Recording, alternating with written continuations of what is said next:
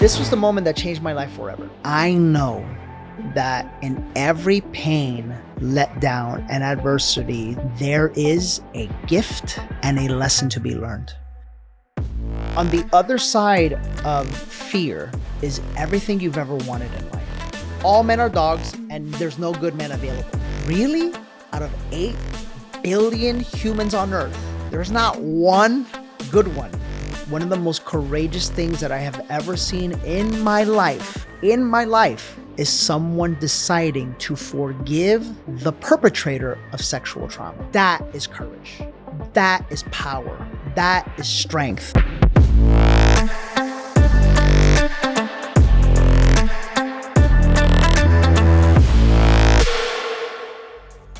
Danny Morel is a life coach and spiritual leader, guiding millions of people globally to awaken, heal, and to transform their lives. He leads his audiences through profound internal transformations, healing lifelong limiting beliefs and dismantling protective inner barriers that really prevent abundance from entering their lives. The external transformations that follow are truly remarkable. People regularly overcome struggles associated with their work, with relationships, health, and even their finances. Now, Danny is on a mission to help people awaken their highest purpose, their potential, and their power. As one person heals and transforms, their energy actually influences the lives of the 7 people closest to them. And together, Danny believes that we can all have an infinite impact on the world. And he's here with me today to shed some light into his spiritual journey and all of his success. Well, Danny, welcome to the show. Thanks for being here. How are you today? I'm wonderful. Yeah? Wonderful. I'm excited about this conversation. Yeah, so pleased to have you here in London. Yeah, thanks for having me. Now, I know before we started, you just filled in the graph of life, kind of looking back at your life. How is that for you, like doing an exercise where you look back in your life? You know, it's interesting. It's something that I'm aware of, because when I lead my seminars and my workshops, I kind of have people like do it as well. So it was really interesting for me to do it. It brought back a lot of, key points and key memories. And the other thing that I always think of is how interesting all of our lives are so intertwined. How like many times when you hear my story, it's probably similar to your story. Yeah. And that's, I think, one of the beautiful things about life is how we're all one in some way, shape, or form. Yeah. So fascinating. It's like whenever I go on holiday and I just see like families or people at the beach, and I'm just like, I wonder what their stories are, as you say, and how close that you will have a crossover with someone who you think is just so different. That's right. Remarkable, absolutely. Right? Yeah, go on. One of the things I do is at our event, Awaken, for example, is I'll have people walk around the room and I'll say, okay, go and pick a partner. Yeah. And when you pick that partner, I want you to sit down with them, but I want you to pick a partner that you would never want to speak to or you would never connect with out in the real world, just based off of how they look, And it's really interesting. What I find is a lot of times people of different age, people of different like heritage and culture and skin color, like they pick each other. Right. Which shows a lot of like vulnerability and shows a lot of openness. Right. Yeah. And then we take them through this eye gazing process and then have them share their journeys with each other. And they're mind blown at how they're literally the same story. And so often society teaches us to judge each other based off of the way we look. But we're all very similar. So true. Yeah. And I suppose like just bringing this back to you then and going back to the start of Danny's life, what is the earliest memory that you have of your life? The earliest memory is myself, my mother and father, and my younger brother, playing in my New York City apartment. Yeah. I was raised in New York, and I can remember playing with this toy called He-Man, which was this action figure. Yeah. And things were happy up until they weren't. And I can remember my parents got divorced when I was 13 years old.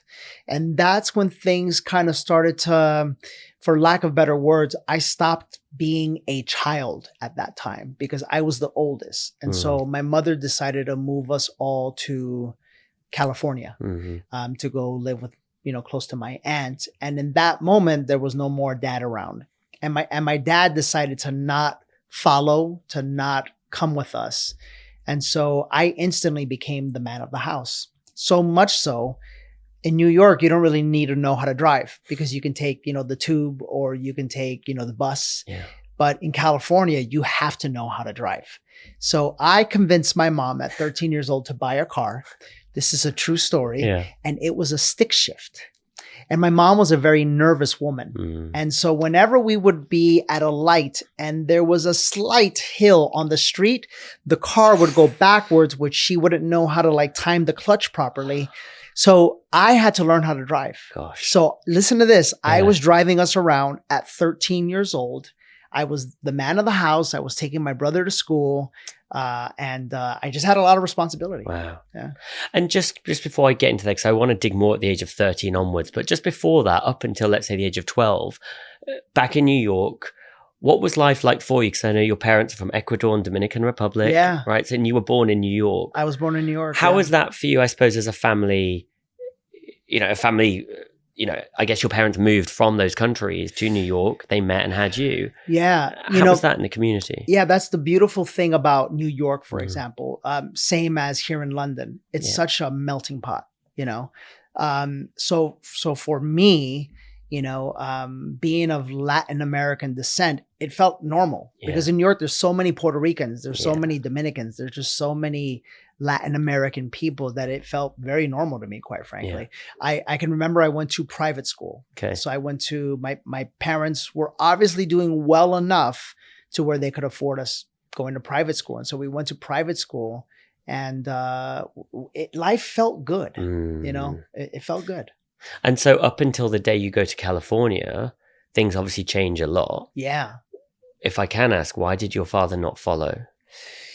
That's where the story, starts to get a little deep. So my father's father, disowned him from the day he was born.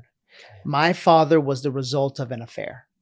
And so my grandfather ended up being a very popular and wealthy politician in the Dominican Republic who happened to hook up with my grandmother on a night at the bar or God knows what.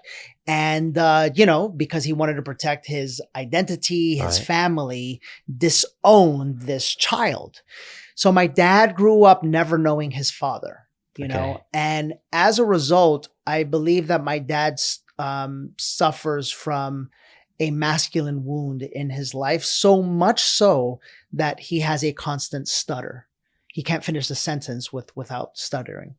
And I believe that wound is what led him to be the father that he is today or isn't today. There's so much disconnection with us. I just told you I'm getting married next year that, now I've had to heal that relationship with my father. That was a big part of my healing journey in my life. But this was just 2 days ago. I called him and I said, hey, Dad, I'm getting married in Italy. I'll pay for your flight. I'll buy you a suit. I'll do everything for you. Do you want to come? And he goes, no, I don't want to come. And to me, it's sad because I know deep inside his heart would love to be there, but he just doesn't know how to be loving to his kids. Do you know what I mean? It's just one of those things. So speaking about your dad having this masculine wound, as you mentioned, obviously we're looking at your father there of saying, actually looking back at his life and what happened with his father is kind of, I'm not saying justified, but explained a little bit of his actions and the way he was. Yeah. Do you think there's a balance of saying, actually, we should look back and not justify or accept them, but actually we should learn from them instead? And what's that tipping point of how do people not? I don't know if the word should is correct because as human beings, we are all free to experience life however it is that we want to experience it. I think could is the better word, right? Yeah. And what I have learned is that the thing that causes us as human beings to want to change is pain. Yeah. You have to feel some sort of pain that sometimes brings you to your knees. Sometimes it's a death in a family. Sometimes it's a divorce. Sometimes it's a breakup. Sometimes it's the loss of a career, right? Which is why I think COVID has such a big impact on human beings, I just think that for my dad, an example, the fear of being the dad that he should be, is too overpowering for him, where he'd rather just stay playing life the way that he plays it. And yet, when I look at it, I think to myself, how could he show me what he was never shown? Yeah. And so that allows me to have grace for him. It allows me to be more understanding. Yeah. And it allows me to see him for who he is. Yeah. And who he's not. And now back to moving to California, 13 years old again, and you're driving the car. You know, you got your mum, you're taking your brother to school and everything. These years of 13, 14, 15, what was life like for you when you look back at that young guy now? Like, obviously very independent, forced to be. You had to be, right? I did. It was a couple of things. Number one, I had to be independent and I had to deal with pressure right away. You know, the biggest pressure that I had was when we lived in New York, like we lived a really good, comfortable life. But then when we lived in California, we went from like a 2-income household to a 0-income household.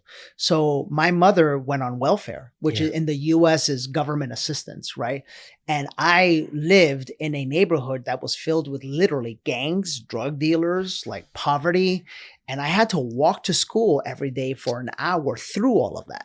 So the things that I had to like be aware of just in the street, it's like, it made me who I am, you know, which, you know, on one side, it's like, man, a poor kid at 13, 14, 15.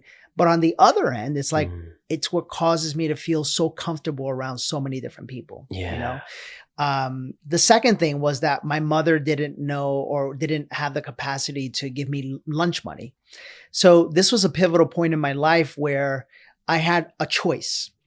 And remember, I go back to that word, could, right? Yeah. And I go back to that word pain, because I could stand in the free lunch line where like the not cool kids were standing to get their lunch, right? But there was so much embarrassment for me standing in that line that the other option was I could beg for money. And I didn't think of it as begging. I saw it as a goal. I saw it as if every day I could raise $1, right? Then I could buy myself lunch and not have to stand in the free lunch line. So to me, the pain of the embarrassment of like being one of the kids that is seen in the free lunch line was too overwhelming for me. So much so that it motivated me to every day of my life for 3 years in junior high, I would ask people for money. I'd say, would you have 10 cents? Do you have 25 cents? Do you have a nickel? Do you have a dime? And I would just count until I had $1. And every single day I would raise enough to buy myself a cheeseburger and a Coke. That's where I learned my sales skills. That's where I learned to handle rejection. That's where I learned to handle the fear of talking to people. So again, on one side, it's like, my God, this poor kid at 13, 14 years. But on the other side, it's like, it's where a lot of my business success comes from, quite frankly, you know? And I think there you mentioned about rejection then, how your understanding of rejection. Yeah. Because I think in society, so many people are scared of rejection. They fear rejection. Like, how did you, obviously you were forced to some extent, like in our lives, to get comfortable with rejection. If somebody's listening, they're like, yeah, but Danny, like I'm scared of rejection, so I never like go for things. Yeah. What would you say to them? Yeah. So what I like to call that is it's the attachment to the outcome, right? The attachment to the negative outcome. We all as human beings have the opportunity to see things from the positive or the negative, right? So I once had a real estate business and I grew that business and it was one of the most successful in Southern California. How I started with $0, but I would knock on 300 doors a day. And everyone would say to me, you're crazy. Like, that's too many doors. It's hot outside. You're going to sweat. People are going to say no. You might get bit by a dog. Like, you know, so many different things could happen. But I looked at it as like, I'm going to get a tan. I'm going to get to exercise while I work. And I get to make money at the same time. Oh my God, this is wonderful, amazing, right? Yeah. It's amazing. So I always train myself to look at the positive instead of the negative, right? And I know that's easier said than done. But if you can also train yourself to look past the thing you have to do and look instead at what you want to have, right? Maybe you're at the bar and you really like that girl over there and you want to go talk to her and she could reject you, right? But is she worth it? Right? Same in business, right? Yeah. You know, maybe the clients and the customers are going to reject you, right? But but is your ability to provide for your family or someday have financial freedom, is that worth it for you? Little by little, if you could start to play that mental game internally with yourself, you'll start to get less attached with the outcome and start to get more attached with what you want for your life. And I think it's powerful because we had another guest on the show, Kevin Hines, talking about this more from his mental health perspective of like the negative voice in your mind. Sure. And instead he was saying, you know, every time there's a negative voice, at least just catch it and flip it into the most positive and squash it. Well, that's the thing. It's like on the other side of fear is everything you've ever wanted in life. And on the other side of any negative thought, if you flip it, it's the equal opposite positive thought. We've just been so used to and conditioned to only listen and only give our energy to the negative thought. And then what we do unknowingly is we create a life based off of those negative thoughts. We allow negative friends and family to influence us negatively. We allow the news, like every night, to like tell us everything wrong with the world, right? We allow ourselves to take advice from people that may also live in that negative energy. And so it's almost as if that negativity that lives within us creates the negativity that's outside of us. With the same token, when we start to focus on the positive, it's like all of a sudden we magically start to attract positive people, positive influences, positive things to look at, right? Positive things in the world. And it's like you could literally change your life like that. And if somebody's listening though and they think, you know, I try to be positive every day, Danny, but you know, my family around me are really negative. They bring me down. They're set in their ways. They won't change. What would you say to them? What could they do? Even though they're trying their best, but maybe they're being pulled back. Start to distance yourself. You see, and that's a tough one. That's where people might go. And I'm telling you this as a Hispanic word, like for us, family is everything, right? Yeah. I remember talking about business now. I remember when I was 18 years old, I made a goal. I said, I cannot live in this ghetto for too long. I am going to buy my mom a house by the time I'm 21 years old. No one at the time owned a home in my family other than this one aunt, right? Okay. But I said, I don't know how I'm going to do it. I'm just going to do it, right? And so I remember I grabbed a piece of paper and I grabbed a marker and I drew a line down the middle and I wrote positive and negative. And on the positive side, I wrote all of the positive influences in my life. And on the negative side, I wrote all of the negative influences on my life. And guess what I discovered? It was like 99% of the people in my life at the time were a negative influence. So I knew they would try to talk me out of things. They would tell me that I'm crazy. They would tell me that, you know, it's not safe to go out there and maybe start a business or whatever the case may be. And I had to make a tough decision. And I remember saying, okay, wow, then these are the people that I just have to make a conscious decision to slowly spend a little bit less time with. And the less time that I spent with them, the more time that I spent with my dreams, the more time that I spent with my goals, the more time that I spent with the life that I wanted to create. And then pretty soon that's what manifested.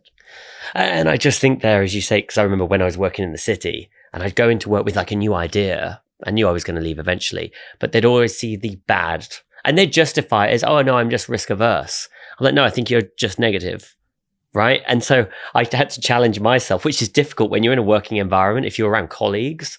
So instead, every time they were negative, I actually was like, how could I flip that into a positive or a business idea? Every time they moaned, 100%. I was like, what could be a solution to that moaning person in the corner? 100%. And I think, as you say, anything that's negative in your life, how can you flip it and challenge? Because somebody, go on, Danny. So. Well, I think this is also important because I also want to be sensitive to the fact that there's people listening right now that in their culture, their parents are the rule of law. Yeah. Right. And so I want to be sensitive to the fact that sometimes it's our very own parents.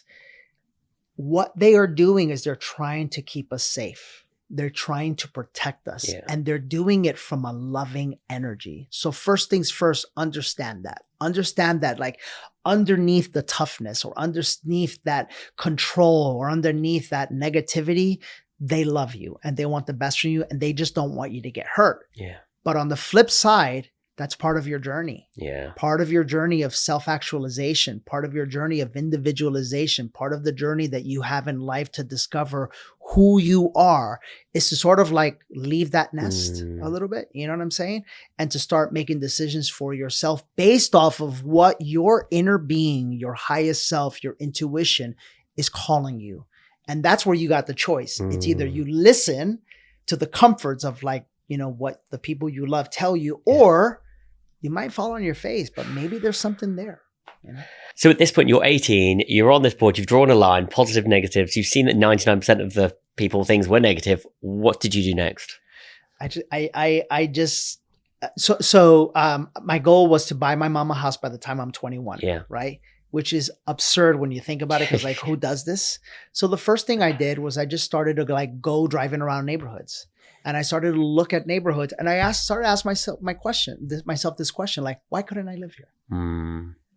Like, what is one reason why I couldn't live here? And then I would just start to deal with the thoughts, because you don't have the money. Okay, but I could make the money, right? Because you don't have the financing. Okay, but if I wanted it bad enough, I could find the financing. Heck, because you don't have a career or a job back then. Okay, but I could use this as my motivation to go get a career and a job. Every negative thought that I had, I flipped it right then and there, right? And so then what I found was I literally attracted myself in a job at the time where I would go to different job fairs to recruit for young people who were troubled youth to go bring them into like summer work. And I met a real estate agent. I kid you not. He was there doing the same thing that I was. He had like little pictures of houses, and I walked up to him at the break and I said, "Hey, let me ask you a question. Like, what do I need to do to buy a house?" And he tells me, "Well, you need 3% down back then, and that equals this much money." And I go, "Okay, all right." It was a lot of money to me back then, but I thought, okay, well, now I have a target. Yeah. Right now I know what I want to go after. And then I just happened to ask him the magic question. I said, "Is there any money in real estate? Like, could you make money selling real estate?" And he says, "Yeah, you can." And this was the moment that changed my life forever. I was working 6 days a week at the time, right? I only had Sundays off. I said, "I'll tell you what." I said, "I'll work for you for free on Sundays. In exchange, all I want you to do is teach me everything that you know about the business."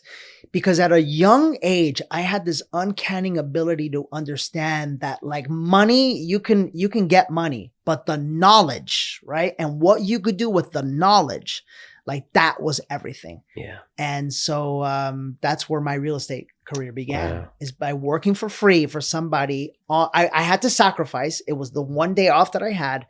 I didn't care. I wanted to buy my mom a house. Like within a year and a half, I bought her a house. Wow. Yeah.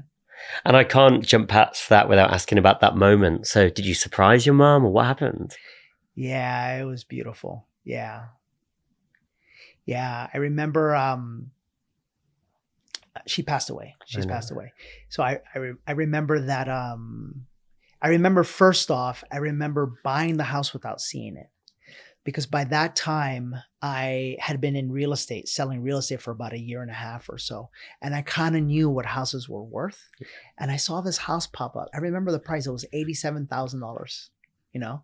And it happened to be like in the nicest area of town back then. Yeah. Gosh, this was, how old am I? 46? This was 20 something years ago. Yeah. You know, yeah, exactly that. Yeah. And then I remember I submitted my offer, and when I got the bid accepted, I remember driving her up to the house, and like I opened the door, and it was beautiful. It was just beautiful. Yeah. And so then you move in there. Who moves in there? Mom, you, little brother? So it was always myself, my mom, and my two brothers. Because by that time my little brother Anthony was born. Okay. Yeah. Wow. And it was always the three of us. So the four of us. And throughout this, I suppose there's a lot, as you said, every time there was a negative, you'd see the positive. Every time other people might make an excuse, you saw an opportunity. Yeah. Did you ever doubt yourself? No. I just never gave myself. You determine your outcome. You are the creator of your life, you know? And I also want to be sensitive, because for a lot of people that, you know, they may be listening and they may be like stuck in a bad relationship, or they may be stuck in a career that doesn't bring them joy. I understand that. And yet, however, I want to tell you, and this is where we can get into like what I do now. Yeah. There's a thought, feeling, or an emotion that has been playing in your head or you've been feeling in your body for most of your life that caused you to put yourself in the relationship where you feel stuck, that caused you to put yourself in the career that you feel stuck in. Mm. Yeah. And once you can finally accept that we live life in one of two energies, either the energy of fear or the energy of love. And that leads us to live life as a victim or the creator of our life or the victor of our life. And once you can understand that there are two choices, and as scary and as painful as it might be, and as risk taking as it might be, you have the ability to drop out of fear and into love. And what I say is like, really think about that, like loving yourself so much that you want more, that you want better, that you're no longer willing to settle, and you're willing to go so deep into yourself that you're willing to uncover what are those limiting thoughts, feelings, and emotions that you've been living with that have caused you to create this life, right? Once you go on that journey, it's pretty interesting how life opens up. And we'll get on to your courses in a moment and how obviously people can learn a lot more from you. But if somebody's watching this right now and they think, okay, I'd like to start that now, what would you say somebody can actually even just write down what are those emotions and feelings that come up in their life, or how should they just reflect for a second? Yeah. So I would say, let's start with negative thoughts, right? There's a predominant negative thought that has been driving your actions for most of your life. What is it? I'm ugly. I'm not beautiful. I'm scared. It'll never happen for me. This is just the way life is. Money is hard. There's no good men out there in life anymore, or there's no good women out there in life anymore. Relationships always lead to hurt. What is that negative thought, right? Side note, when you believe that, it's because you saw it as a child. The pain that you carry into relationships today is the pain that you saw growing up as a child, right? As a child, you learn everything about life from your mother and father, which in essence, when you were a little baby and you're in the first 7 years of your life, your mother and father, you see as, because think about it, they provide your food, they provide your life. Without them, you're gone. You're not here, You see your father as the masculine energy of God. And you see your mother as the feminine energy of God. The masculine is the mind, right? So your thoughts, your ability to plan, your ability to take action, your ability to create a process, your ability to believe in yourself, all of that came from your father. As I say that, just think about your father right now and think about the correlation, right? Because sometimes on the flip side, sometimes maybe there wasn't a father around like mine, right? Because there wasn't, I didn't want to feel that pain. I didn't want to feel that embarrassment. So I got very determined. You know what I'm saying? All of your emotions, your connection to your heart, your ability to receive or give love, your ability to feel safe in relationship for a woman is very difficult, nowadays in society. All of that came from your mother, right? And so the father is the mind, the masculine is the mind, the mother is the feminine and the heart, right? And so if you grew up, I have many clients that come to us that grew up like that, never saw their parents hugging. Never saw their parents being affectionate to each other. Never saw their parents loving each other. Guess what they attract? They attract emotionally unavailable people that can never truly show them love, because deep within, they don't know what love looks like or feels like. And I guess what you're saying here as well is actually, so they need to pause, take the time to understand that. Yeah. And really dig deep and, to flip it, understand it, and why they are the way they are and who they are and what they're attracting. 100%. So if you write down all the negative thoughts, right, then I would, and I would say write them down in health, right? I think that's why COVID hit us so hard. Again, it was one of these moments that like really like brought us face to face with our belief in ourselves, our belief in our bodies, or a belief in our body's ability to protect and heal and defend itself against unnecessary illness, so there's health, right? And I have people sometimes write down like, I'm going to get cancer. Like that is a sign. There's fear. Yeah. There's fear because you're a beautiful human being that quite frankly can heal yourself of anything. But if this is your focus, because there's an energy living inside of you that you might not be aware of. And I say that because that used to be me, because my mom died of cancer, right? Next thing is relationships, right? Like the typical one we hear from women is like, all men are dogs and there's no good men available. And my thought is like, really? Out of 8 billion humans on earth, there's not one good one. There's not one good one, right? Really think about that. And so what happens is that we unknowingly, literally are blocking the good potential partners because we are throwing out a signal that says, nope, there's no good ones out there, right? And then the same thing with finances. It's those 3. And then when you write down your negative thoughts, like have a oh shit moment, like, oh my God.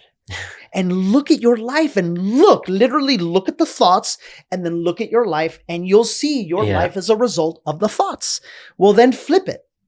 Have the courage to flip it and just say, I was raised in California, so I like to think of the Mexican culture. I like to think of tortillas, right? So flip the tortilla, right? On one side, maybe it's like burnt and crusty and it's like negative, right? But on the other side, maybe you didn't overcook that side, right? So that's the positive side. So what is the opposite thought? So maybe when it comes to relationships and you say like, all men are all the good ones are taken.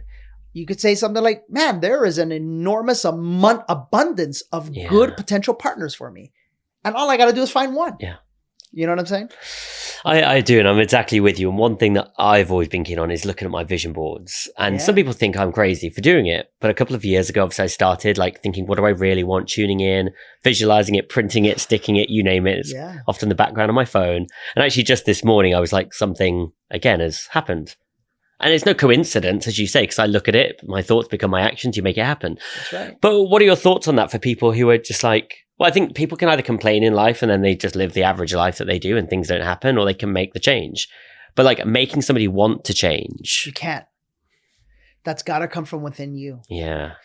Listen, in the work, I'm going to get a little deep here. That's okay. Right? In the work that I do, we walk people through some of the deepest traumas that a human being can have. One of them is a parent wound, like a mother or a father wound. And another is sexual trauma. Because whenever the body has experienced sexual trauma, your energy is blocked, right? So we do activities where, we take people through like releasing that. And I have seen people, one of the most courageous things that I have ever seen in my life is someone deciding to forgive the person that was the perpetrator of sexual trauma. That is courage. Yeah. That is power. That is strength, because that is you choosing to no longer live life carrying this energy. Yeah. And it's choosing for you to see, right, that anyone that could harm a human being in that way was probably harmed in that way themselves. Yeah. So that's where like there's a little glimpse of hope and a little bit of room for potential forgiveness. And I have seen people literally, their faces, their energy, their illness go away through the power of forgiveness. It's so powerful because I remember, when I was about 18, I sat down with a survivor of the Holocaust, and we've since had one on the show. And one thing that they said to me, I said, how do you feel about what they did and how she'd forgiven them? And back then she was in her late 80s. She's in her late 90s now, if not beyond.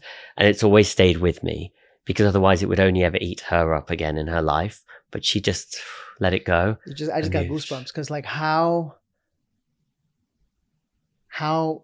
loving, how loving a relationship must you have with yourself to love yourself so much that you're willing to let go of and forgive someone that quite honestly up here doesn't deserve your forgiveness.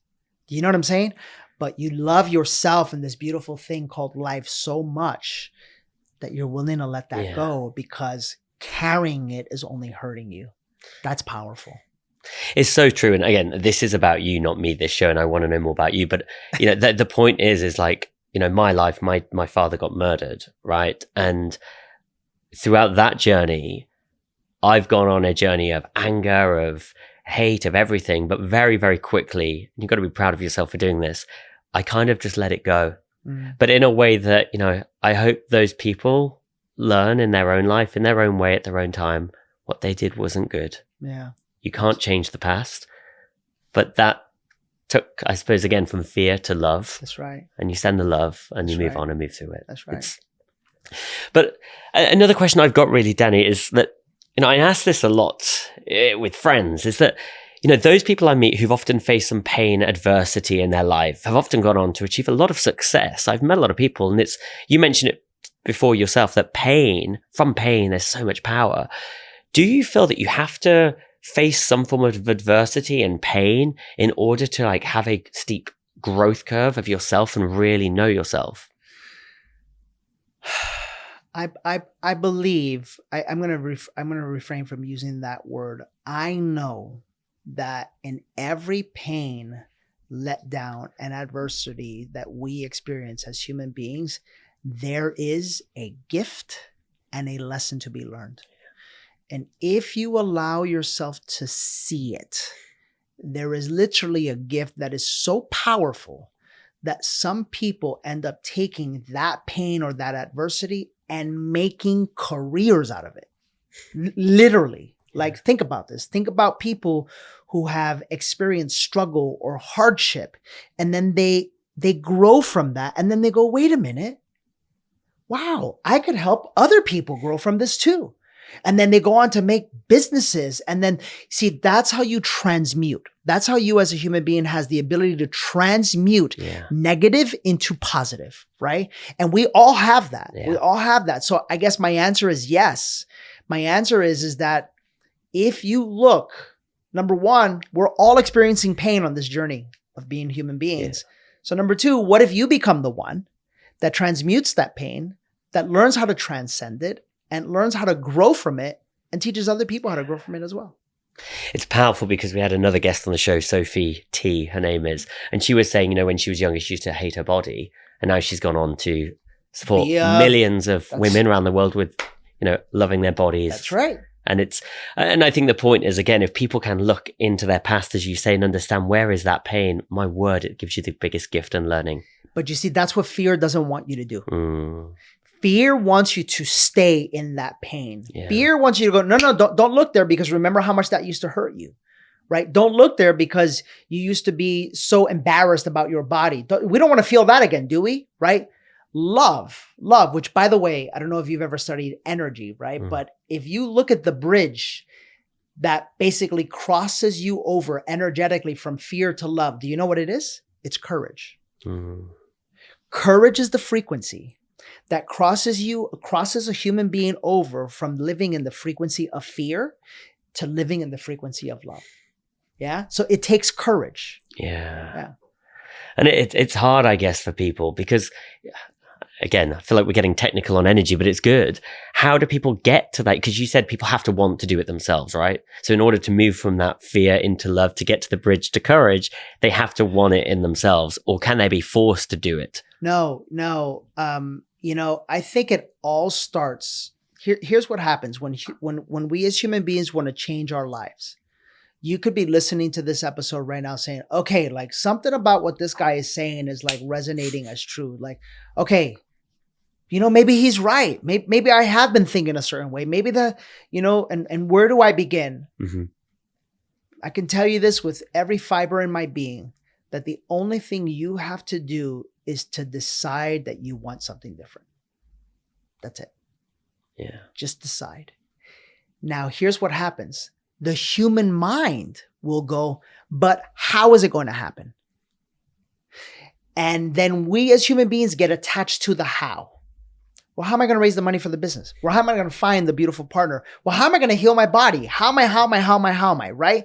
This is the role of the ego. The ego wants to keep us safe. It wants to keep us exactly where we are, right? You have to have the courage to say, I don't know how. And that's okay. What I know is from this day forward, I am open, right? You could say this in a meditation. You could say this in a prayer.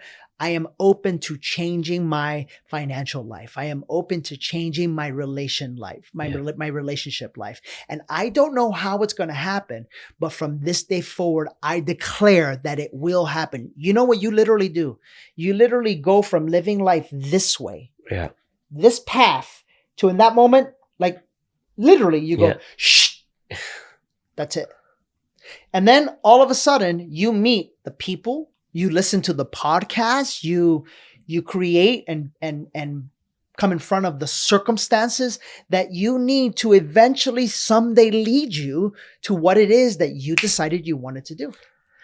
So true and so powerful. You just got me thinking about, it was a couple of, years ago when I left the city, and I wrote down, and it's evolved, like my purpose as I was like getting closer to it. And I remember writing it down. I forced myself to say it every time before I brushed my teeth in the mirror. And this was living in some like crappy house in the sides of London. But it's still like, and I still stand by that those moments every day helped me stay focused on what I needed to do. Change your life. It's absolutely changed your life. Absolutely. Now, Danny, I want to move. You mentioned about relationships and I want to go deeper into relationships because you mentioned there about like not having a mindset of, there's nobody out there for me. There's somebody out there for me. Well, you can have that. Yeah. You can have that. Yeah. Just understand that is going to give you a certain outcome, right? Yeah. Now back to, people talk about the one. Yeah. Do you believe the one is out there for people? So I'll tell you a story. How deep can I go deep? Let's go. When my mother passed away, it caused me to look deep within myself about my life. Something about death causes you to really have a moment with yourself. Yeah. And I'm talking, it caused me to look at everything from my religious beliefs to my marriage, to my business, to everything. And what I realized was that I had constructed a life.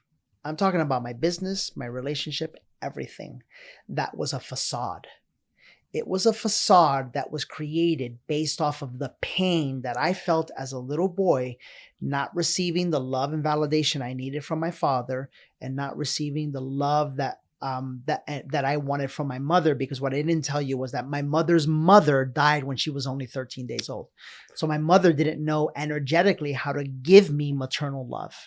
That's why I wasn't like her son after 13. I was almost like her partner in a weird way because I had to take care of my little brothers, And so because of that, because I didn't get the love that I needed, I created a story that I would get love from power, success, money, so forth and so on, right? Well, when my mom died, I was forced to ask myself these tough questions like, are you happy? And I was afraid of asking that question, because I knew the answer. The answer was no. I was in a marriage that caused me to be unhappy. I was in a career that, even though I was successful, I wasn't happy with. And I was deeply disconnected from my religious beliefs at the time as well. So I was going nowhere, and I was going there fast. And that's when I heard about this medicine called ayahuasca, which is it's a plant medicine that you find in the jungle. And I went for a week to Costa Rica, and it changed my life forever. And in those journeys, what I realized is that I was always looking for love outside of me. And thus, I was always looking for a partner. And one day what happened was I was in this meditation and I remember like almost crying, like, when am I ever going to find the one? Right. And I kid you not, here's what happened. Yeah. My hand shot up in the air like this. This is not me. This is my body now. Yeah. Right. It was a profound spiritual experience. And my hand starts pointing like in the air. Right. And I'm like, why am I pointing at the air? Right. But my eyes are closed. And then all of a sudden I'm like literally crying out from my heart. I'm like, God, please show me the one. Please, just like, I want to see her. What does she look like? Where does she live? Where can I find her? Please just show me. And all of a sudden my hand goes like this. Oh. And I burst into tears. Because my whole life, I was looking for the one outside of me. And all along, the one that I was looking for was inside of me. It was me. It was my heart. It was the opening of my heart, you know? And that changed my life forever, you know? It changed my life forever because I stopped looking and I stopped searching and I stopped wanting and I started accepting and I started being and I started loving myself. And in loving myself and in knowing who I am and in me meeting my truth and in my heart opening, I found the one. Wow. I found my partner. And she's my dream come true, literally. Amazing. Yeah. But that would not have happened if you didn't. No. And I think deeper a little bit on relationships, and I think self-love, you know, it's so important, as you say, you know, love yourself. Sure. But two questions really that I feel come up in society or I hear about, and I'd love to know your thoughts on this. Sure. That, you know, let's say somebody's in a relationship, and I do hear this, or they might be about to propose, or thinking about getting married, and they're just like, oh, I'm just not 100%. They don't know why, they're just not 100%. What would you say to them? Don't. Yeah. Because I was married for 13 years. And I can tell you, every time I say this, people go, oh my, like secretly, oh my God, that was me too. Right.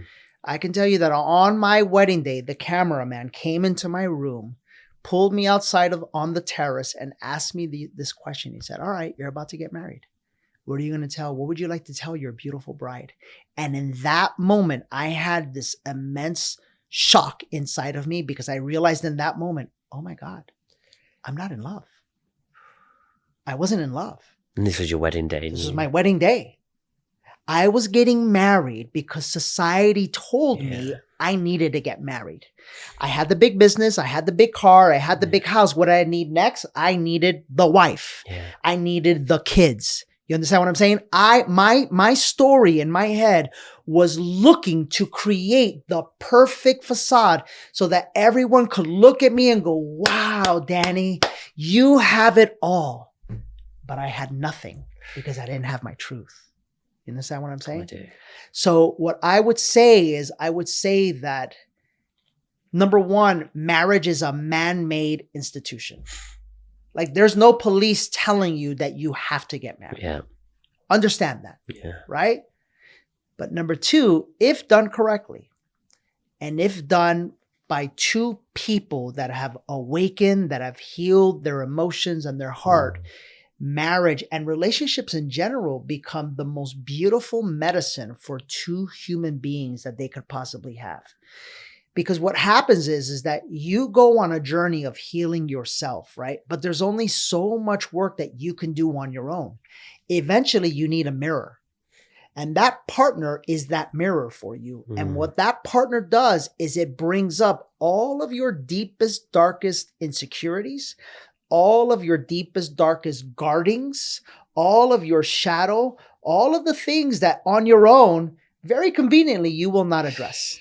So I'll tell you what happened with me. Yeah.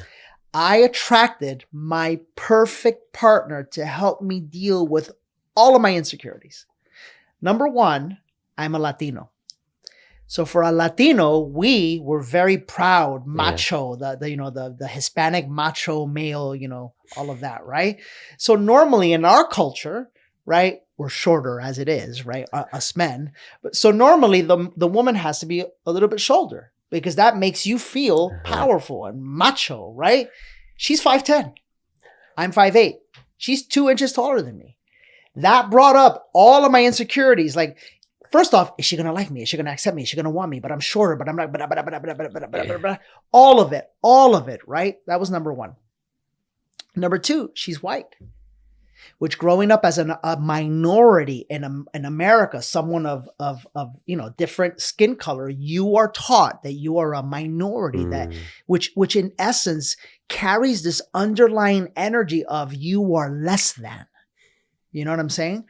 And I had to deal with that, right? I really had to deal with that, right? I had to deal with the separation that society causes by causing us to look at each other as different from each other based off of the color of our skin. And I got to heal that with her.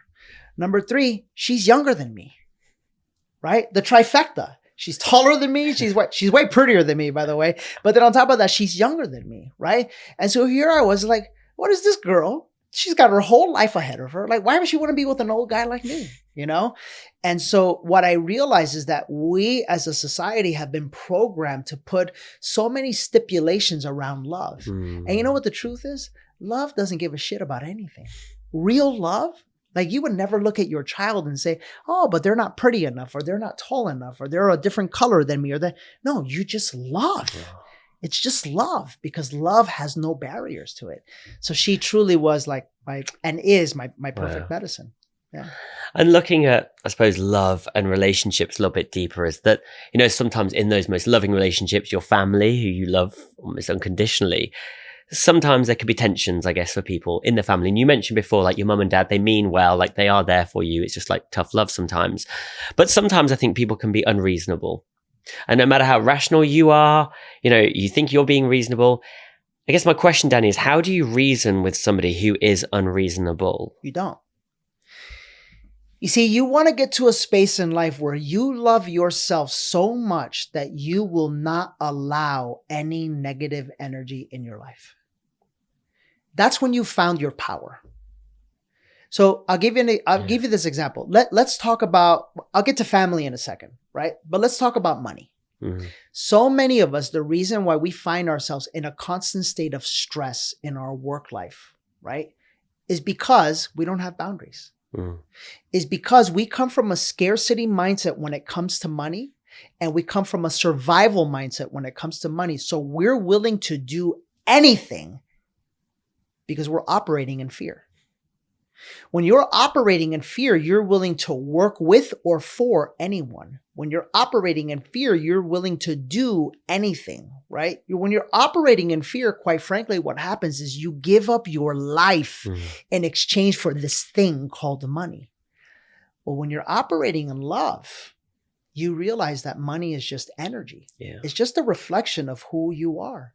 And as a result, when you operate in love, you operate in creator energy, you could go, well, wait a minute. The same way that I make money dealing with all of this stress could it be possible that I can make money without dealing with all that stress? Could it be possible that I can make money without that negative boss, right? Could it be possible that I can make money without all those negative clients, right? And you get the choice. I don't know. Is it possible? You decide. So I decided to build a life, right, where there's a saying in America, you can eat your cake and you can get your cake and eat it too. I said, I want to get my cake and eat it too. I want to live a beautiful, peaceful life, right? I want to live a lifestyle, not a work style, right? Right? It's very important. You can live a lifestyle or a work style, and you get to choose.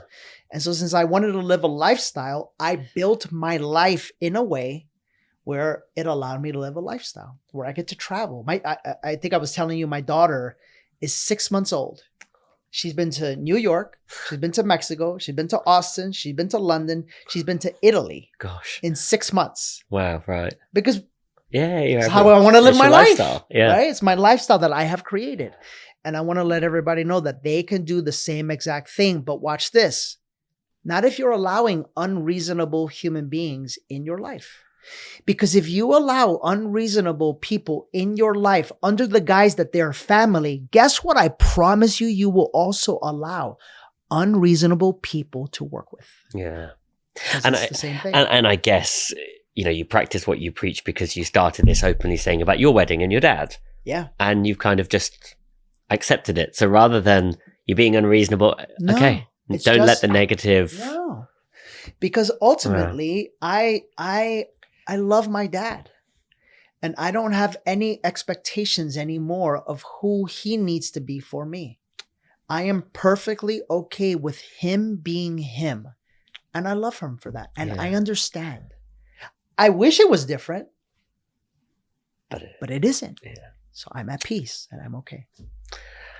I love it. Well, Danny, I feel like we could go on and on. I feel like the time's gone so quickly for us today. And obviously on the show, it's my job to pull out what I think your superpower is. And I feel like we've gone in so many amazing directions. But before I pull that out, my mind's just whirring on one or two at the minute. I've got just a few quick fire questions for you if I can, right? Yeah. And I've been told that my quick fire questions are not very quick fire sometimes. They're quite thought provoking, but all right. I hope they're not too heavy. But right, let's say that you're having a dinner party and you can invite 3 people who are with us or no longer with us. Who are you inviting and why?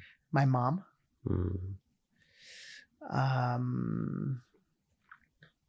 My kids. And my wife to be. Oh, lovely. Nice family dinner. Don't need anyone else. No. And on a different tone, I suppose, that if you feel like you had a shot at beating a Guinness World Record, what would you reckon you would go after? A Guinness World Record. Oh my God, I've never thought about that. You know what I would go after? The Guinness World Record for helping the most people love themselves and heal their life. That would be. And which I'm going to break that one no matter what. I don't even know if it's out there, but I love it. But it's a beautiful one. Rather than there's so many gimmicky ones out there, this will actually make a difference in the world. Yeah. And my final one really is that if I could give you an unlimited supply of one thing for the rest of your life, what would that be? Jeez Louise. People to talk to. Oh. That's it. Yeah. That's it. It's powerful, I think, because there's just so much to learn from any conversation, right? And then you've got endless learnings. Yeah, man. And I think the beautiful thing about life is like, like once you go on the journey of like healing, and once you discover how much pain you were living in, then you just go, my God, how many other people are out there living with the same kind of pain? And like, you just want to help in your own unique way. Like you do it through this, right? You guys do it through the cameras. I do it through like in our own unique way, we are helping. And that's beautiful. That's beautiful. Yeah. Now, Danny, obviously it's my job now to think about what your superpower is. And what I came into this conversation, because I always have a bit of a feel, obviously I do my research, but it's completely changed in a way actually. Because there's one thing that you've spoken about quite a lot that's come up to me. And, you mentioned when you were on the trip and your hand was going up and you pointed at yourself. You've spoken about the energy and moving from fear through the bridge of courage. And I think your superpower is love. And, I didn't have this initially in any which way, but I think one thing that it's what you are. It's what you talk about. It's what I feel. Yeah. And like, we've spoken about this a lot, but just to kind of break it down, what does love mean to you? What's wild? I remember when I was single, I was like looking for this elusive thing called love. I was like, where is it? Where is it? Where? It was constant. Like my mind would never shut off. Right. And then I remember when I finally met Jen and we were laying in bed. And it was interesting because we had just finished making love, right? And then we were just laying there in bed, and I remember like her face is right here, and in this moment, I understood what love is. We're looking eye to eye at each other, and in that moment, it's tough to put this into human words, but time and matter disappeared. And we were neither here nor there. And we were neither, it felt like nothing and everything. It was like this infinite stillness where like, I didn't need anything. She didn't need anything. There was nowhere to be. There was nowhere to go. And everything just was. And that's what love is. Like love is ultimately, there's no words. because it's everything and nothing all at once. And my encouragement to everybody would be start a daily practice of meditation. Take your shoes off. We're as human beings are not meant to walk around with shoes. Take your shoes off, go to the park, go put your feet on some grass, close your eyes, sit with your back up against a tree, listen to the birds, and just sit and close your eyes. And as your mind starts to chatter, just kind of tell it it's okay, just to be quiet. And the more and more that you practice, you'll get to that space where when you can find that place of stillness within yourself, then you can see it in another human being and with another human being. And that's love. Thank you, Danny. I think it's incredibly powerful. And I think you've shared so many examples today, I think, that are actually practical for people as well, because I think it's easy to talk about these topics, but actually, how people can go away, look inwards, understand their past, use that to build a business, use it to find their purpose. There's just so much from this today. And if anybody's listening thinking, how do I find, is there somebody out there for me? There is somebody out there for you, That's but right. We've got to change our mindset in order to attract it. And we've got to move from fear through courage into love if we want to make a difference in our lives. That's now, right.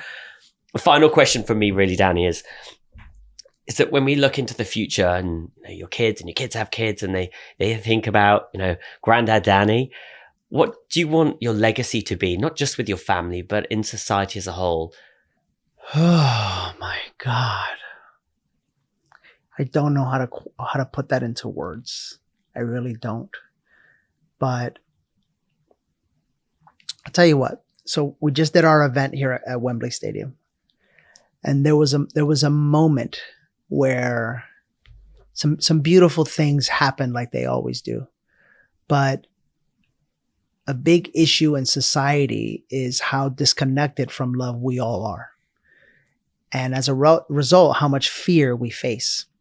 As I did this really cool thing on the third day of the event where I do this like dance party and everybody's just dancing, right? Because again, like so many of us are in so much fear, we're worried about what are people going to think? What am I going to look like? Do I know how to dance? It's just the way the mind does. And I got all of the guys to like get on this corner of the stage.